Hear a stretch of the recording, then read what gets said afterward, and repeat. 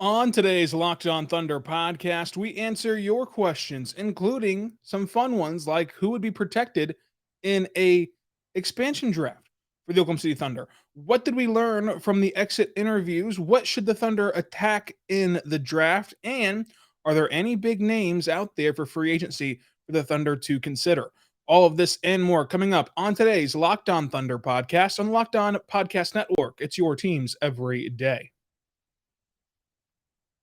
You are Locked On Thunder, your daily Oklahoma City Thunder podcast. Part of the Locked On Podcast Network, your team every day.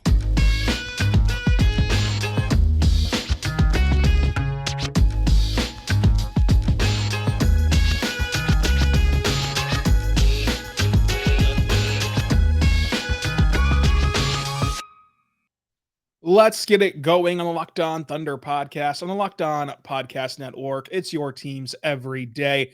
I am your host, Rylan Stiles. You can follow me on Twitter at Rylan_Stiles. Follow the show on Twitter at LOThunderPod and email the show, LOThunderPod@gmail.com.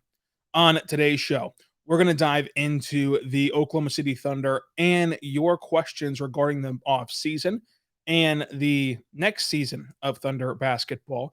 On today's show, thank you for making Locked On Thunder your first listen every single morning, every single day. We're here for you talking Thunder basketball. We're going to stay daily throughout the offseason, so make sure you're here every single day and subscribe for free across all platforms, including the platform of YouTube. But let's start with our first question from our good friend at Mavs Draft, who's a contributor to this podcast weekly. That'll ramp back up again next week whenever we talk with him about Chet and just to go all in on Chet's player profile. But he says, if an expansion draft happened this year, who would be the 8 players the Thunder protect? So expansion has been rumored to be happening in the NBA for the last year, and it's basically going to come. People think it's just a matter of when. Of course, the reason for it would not only be to expand the number of teams, but also because it can allow the league to make up money from the expansion fees that the ownership of those new teams have to pay to get into the league. It'll make up money that they lost during the pandemic. So it just is a win-win for the league to happen sooner rather than later to kind of recoup that money that they lost whenever the pandemic shortened the season, and also last season whenever most teams played with no fans. And so that's where we're at in expansion. And so if you didn't know, in expansion draft, you get to protect 8 players, and the rest of your team is eligible to be selected by the new coming teams. Now, those new teams that are coming into the league can only select 1 player from each team. So while you can't protect everybody, let's say you don't protect Ty Jerome. If a team selects Ty Jerome, they can't select whoever else you didn't protect, right? So let's just go through the roster. Let's just name every player and just say protect or not protect. Derek Favors, not protect. I don't think. I mean, he has the $10 million offseason. He has $10 million player option this offseason. Would it be good for trades? Maybe, but you'd much rather have it off the books than have it on the books. And again, if he doesn't get selected, he's still on your team. So I wouldn't protect Derek Favors. Josh Giddey, I would protect Josh Giddey. SGA, protect SGA. So now we're up to 2. Muscala would not protect him. He has that $3.5 million club option, which I think that the team will exercise in real life. But in this hypothetical expansion world, I would not protect Mike Muscala. Pokusevski, I'd protect Pokusevski. Trey Mann, I would protect Trey Mann. Now we've got up to 4 now. We have 4 spots left. And now it gets kind of dicey. Now it gets kind of personal preference. Do you want to protect Darius Bazley? Do you want to protect Ty Jerome? Do you want to protect Jeremiah Robinson-Earl? Do you want to protect Kenny Hustle? Do you want to protect Lou Dort? Absolutely. So you got Lou Dort there at 5. Now, who else is there? You know, I like Darius Bazley a lot. I would protect Darius Bazley to make it 6. I'd protect Jeremiah Robinson-Earl to make it 7. And now we've got 1 spot left for Ty Jerome, Theo Maledon, Isaiah Roby, Aaron Wiggins, and Vit Krejci. I would personally go with Wiggins here, and that'd be my 8, and then you just let the chips fall where they may. Again, another team can only select 1 of your players, so you'd only be risking of losing 1 of Ty Jerome, of Isaiah Roby, of Kenny Hustle, of Vit Krejci, of course. You'd probably lose Kenny Hustle if you do not protect him. If you protect the Kenny Hustle, you'd probably lose Jerome. I think it's an interesting thought process. I think that the team would have a much more difficult decision to make next offseason rather than this offseason, right? If you had to protect him this offseason, it's kind of easy, right? You're bickering between Roby and Wiggins, and what's it really matter at that point? But next offseason, if you bring in 3 more rookies and whatever else happens this offseason, if you had to protect them next offseason, then you get to a tougher cut down to get to 8, right? So it's a fun question and something that, is interesting because it might happen in real life. Not this offseason, I wouldn't imagine, but it might happen in the future. The Thunder, this is from at Edward_Kelly.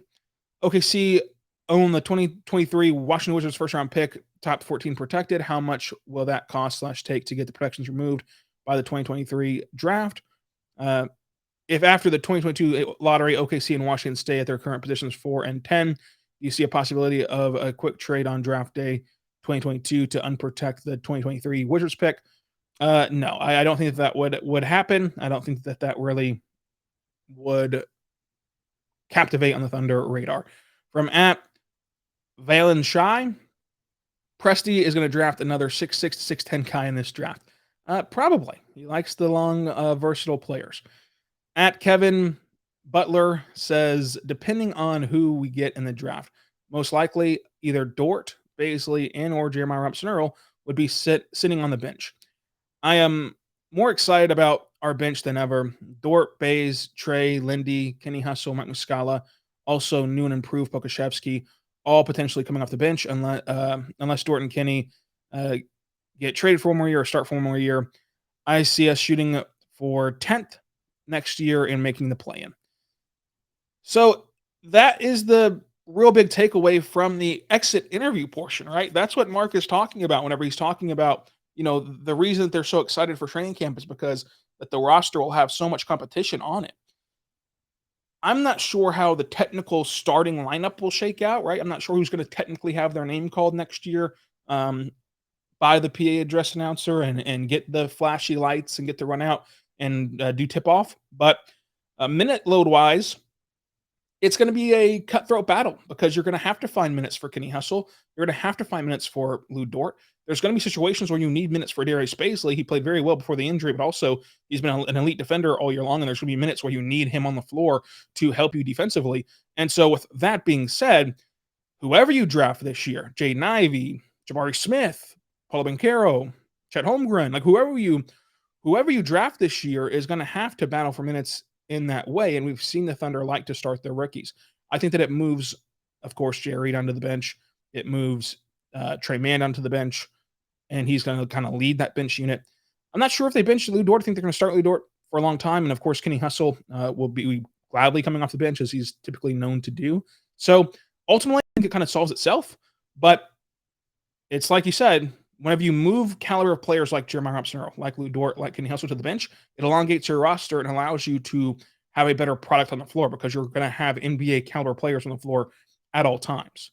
And, kind of NBA long-term players on the court.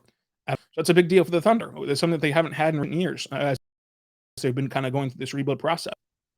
As far as the play-in, I know that Lou Dort said that the goal is the playoffs. I think that if you include play-in, that's not a lofty goal anymore. But I still think that the Thunder next year, in my opinion, will roll the ball out there in October. And if they make a clear-cut push like the Cavs did this year, the Cavs still ended up in the play-in. But remember, for like half the season, they were a storybook team that was right there with home court advantage in the Eastern Conference. That was a very tough Eastern Conference this year. If that's what happens, then the Thunder just let it ride, and then you make the play in that way. If you roll the ball out there and play from October until the All-Star break or until January, and you're like the 10th seed or the 11th seed, then I think that the Thunder kind of pull it all back and kind of regroup themselves.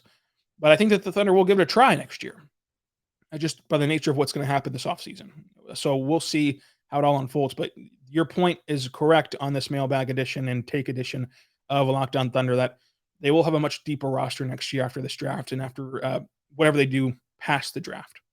But I do want to say right now, our good friends over at BetOnline, folks. BetOnline is incredible. You're going to want to check them out. It's your number one source for betting action and sports information, from sports developments, league news, reviews, and everything else, including this year's basketball playoffs and the start of the MLB season. BetOnline is your continued source for all your sports wagering information, from live betting to playoffs to esports and more. So go to the website today and use your mobile device and learn more about the trends in action. BetOnline is where the game starts, folks. I want to tell you how easy this is. You go to URL, you type in betonline.ag, I should say betonline.net. You go to sports on the sports book for betonline.net, and then you go to basketball, NBA basketball games. Let's see. You've got the Cavaliers and Hawks game on Friday. Cavaliers, 2.5-point underdogs. I told you yesterday I cannot bet against Trae Young at a one-game elimination. I'm going to stick with Trae Young minus 2.5. Pelicans Clippers. I'm going to bet with my heart here because I want the Pelicans to win so bad. Pelicans +4, and that would give the Thunder an additional lottery pick if it came true and the Pelicans did win and beat the Clippers. I'm going to go with Pelicans in this one. That's how I'm betting. How are you betting? You can do it over there at betonline.net.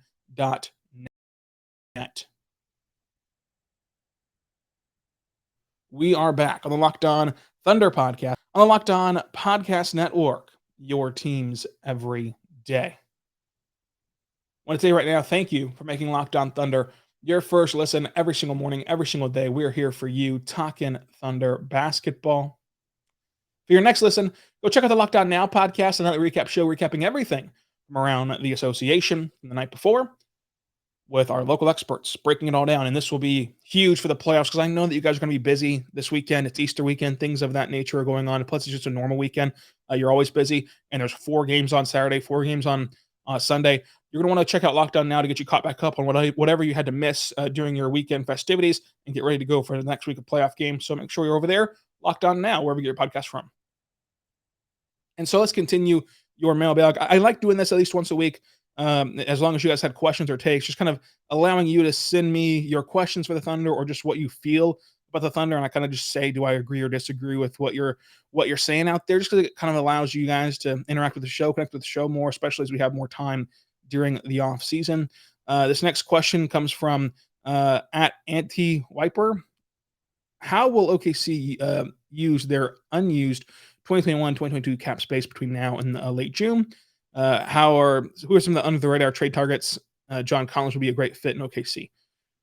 This is an interesting question. Obviously, if you didn't know, the Thunder, of course, are under the salary cap floor, which means that they're going to have to can either utilize that cap floor between now and the draft before the new league year starts, or if they don't utilize it, that money gets passed around between all of the players, and the players get a bonus from that. And the thing is, though, it's not as though the Thunder don't have the salary cap laying around. Once the new league year hits, the Thunder no longer have cap space, no longer have an abundance of cap space, because that's whenever the SGA extension kicks in. That's whenever you have the Kemba Walker dead money, the Kemba Walker dead money from his buyout, which is a big deal. And then, of course, you also have the Kyle Singler dead money, which lingers into next year as well. But Kemba Walker is a big one. You have not only SGA's max extension kicking in, but Kemba Walker with $27.4 million on the books next year. And then, of course, next year, Kyle Singler has only $1 million owed to him, $9,900 or whatever it is, but just call it $1 million owed to him. Past that, though, your books in terms of dead money is free for now because you got KZ Okpala's dead money in one fell swoop. You got Gabriel Deck's money in one fell swoop. Same thing with Oni. I forgot about that trade, of course. Diake, Patterson is done, and then Schofield's done as well, who you brought back in a trade to be able to get Vit Krejci and took on dead money for that trade. So bottom line is, the thing that's important here is once the new league year hits, the Thunder will have Kemba Walker and Kyle Singler as dead money for 2022, but Kemba Walker is the more important one with $47.4 million owed to him to not play for the Thunder. Plus, you have the Derek Favors $10 million player option that's going to pick up, and you have the SGA extension that will be going and starting with his max contract extension for about $30 million a year next year. I think it's like 30.5, if I'm not mistaken. So that's where you're at cap space wise. So that's why it's so important that he mentioned before the new league year in June. Now, I know it's an interesting thing to think about right now, and it's kind of fun to let your mind wander there. But when asked about the player bonuses, guys like Kenny Hustle just kind of lit up and got huge smiles on their faces. And it seemed as though they've been acknowledged that they're going to get those bonuses. And so I think that the only way to get those bonuses would be if you don't use that money, of course, from now until the new league year. So I don't see them really doing anything to get themselves up to the salary cap floor, past the salary cap floor with the space, and they just kind of figure it out once the draft gets here and once the draft gets started. But it is a good question. From at BGill163, if we were to get lottery luck and get a top 3 pick, do we keep it or trade it for someone like DeAndre Ayton? Yeah, I think that you absolutely keep a top 3 pick in this draft. I do not think that you would trade it for DeAndre Ayton. I think that if you get a top 3 pick in this draft, you should just go ahead and select Jabari Smith or Paolo Banchero or Chet Holmgren, whoever is left at the position you get in the top 3, and allow them to be on a rookie contract. They're on that rookie contract. They're younger. They kind of fit more with what you're doing, and you move from there. And then if you can secondarily get a guy like DeAndre Ayton, sure, do it, but not at the cost of the top 3 pick. This next one comes from Brandon. If we add a top 5 pick to this team next year, will we be competing for a play-in spot? Yeah, again, to kind of readdress, top 5 pick is interesting. It kind of, once you get past the bona fide top 3, there's a big concern about Jaden Ivey's immediate fit with the Thunder. Now, look, I've kind of swung back on this Jaden Ivey point where good players, great players, they find a way to fit together, but it would be a weird roster, right? If you're going to say that you're going to have a team consisting of SGA, Lou Dort, Jaden Ivey, and Josh Giddey, that's a weird lineup. That is a lineup that's going to take some growing pains, and so you might lose games still next year just trying to figure out how to play together. And so that's where I hesitate to say top 5, because of course I would be 3, I would be 4, and then whoever at 5 you'd pick maybe AJ Griffin or whoever you want at 5. But if you get a top 3 pick, that's where my scenario of you throw the ball out there, and if they can all click together immediately and hit the ground running, then sure, you're going to compete for a play-in. But if they middle out of the gate, or if they aren't good out of the gate, then you can just see yourself tanking for another year in what is supposed to be a loaded 2023 NBA draft. So this one comes from at Moose Knuckle.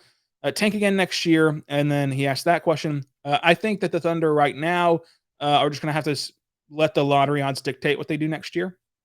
If they get the number 1 overall pick, they really don't have an avenue to straight up tank, barring any injuries or anything like that. But if they don't get lottery luck, you're kind of still tied there. Just seeing what happens with trades and drafts and things like that. The plan for me is the question that they would ask. Again, I would try to this year find another blue chip talent. I think that the longer you kick this can down the road, the tougher and tougher it gets. I'm not saying to go all in. I'm not saying to kind of cut your nose to spite your face. Make sure it makes sense for the organization moving forward. But if there's a chance this year to get a blue chip prospect, no matter if that's trading 2 first-round picks to move up 2 spots to go get a guy like Chet, or whatever the case is, or just getting lottery luck, whatever it is, you need to find kind of a blue chip guy that you truly believe in and start the process of melting all these talents together. That would be my plan for this year.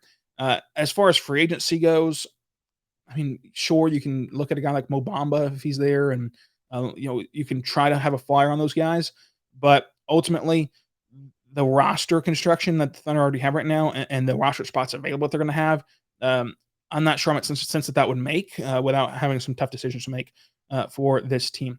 If we get Chet, do we blow up the rebuild from at Real Twice God? Blow up the rebuild, does that mean like you start trading and going all in right now, and like you trade all your future first round picks this offseason for whoever you can get, just whoever star is disgruntled? I don't think so. Blow up the rebuild in the sense of next year, are you outright trying to tank? And we're seeing lineups like we saw this year at the end of the year. I think that if you get a guy like Chet or Jabari Smith or Paolo Banchero, if you get a top 3 pick, the days of seeing lineups that are benching Poku and Teo Maledon to tank are over. That's what I'll say is over. I won't say that you're going to go to the playoffs or you're going to be a championship level team, but the days of where you're playing 6 guys who likely don't have a 5-year future in the NBA are over. To try to tank. I think that's what's over about the rebuild, not the rebuild itself. But I don't see them, if they get Chet, just going all in at that very moment and going for a Bradley Beal or whoever you envision will be a available asset at that point. But coming up, we'll talk more about the draft and we'll talk more about your trades all in this next segment. But first, I want to tell you right now about our good friends over at Shady Rays. Shady Rays is awesome, folks. They have these incredible sunglasses that you want to get your hand on. It's a sunglasses company that features $200 sunglasses for a fraction of the price. That means polarized lenses, well-constructed durable frames, and premium high-end finishes. Also, something you won't find anywhere else is Shady Rays' insane protection program. Shady Rays includes lost and broken protection on every pair, and they will send you a new pair if you lose them, no matter what happened. Give them a try, and if you don't love them, you'll pay nothing. It's as simple as that. Plus, 10 meals are donated for Fight for Hunger in America when you shop with Shady Rays. Exclusively for our listeners, head to shadyrays.com and use the code LOCKEDON to get 50% off 2 or more pairs of polarized sunglasses. That's code LOCKEDON for their best deal of the season, 50% off 2 or more pairs of Shady Rays sunglasses. It is backed by over 150,000 verified 5-star reviews. Shady Rays is where you want to be for your sunglasses needs.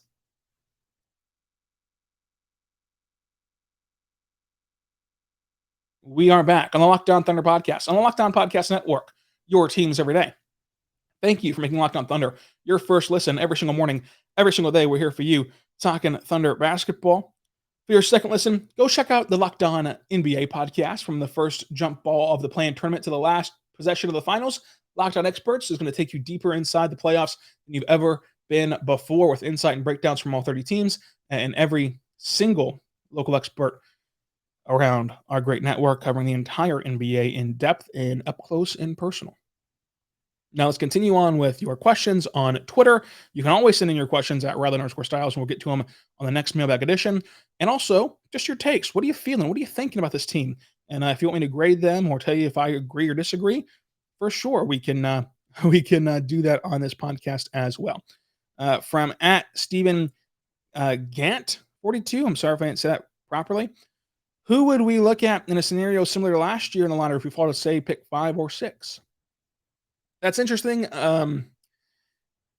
How do teams value Jaden Ivey? Is he for sure going to go in the top 4? If he does, and that takes him off the board, obviously, for me, he's going to for sure go in the top 4. So I'm going to take him off the board. Then you get down to the AJ Griffin category, the Keegan Murray category.